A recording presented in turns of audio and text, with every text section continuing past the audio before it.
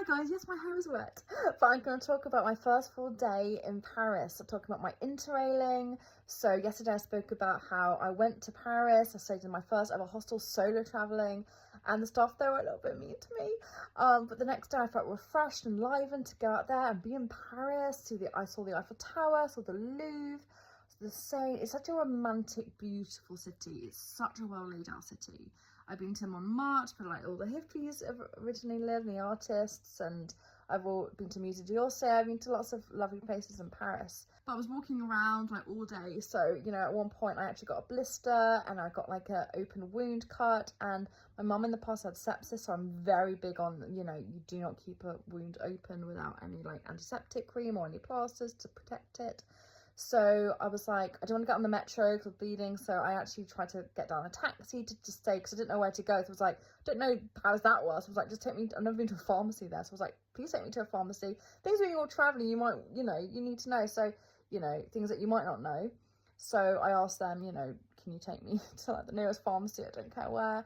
But it was really hard to track a cab down. So in London, you can just hail a cab very easily. In Paris, they were like, not on a main road. So how do I find? So I was walking around limping, trying to find a road that wasn't busy and they would stop, and it was just very difficult to find one.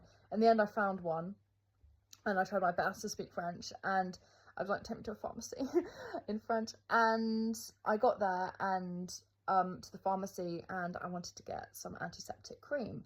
And I was like, what's the word in French? And they said antiseptic is just antiseptic.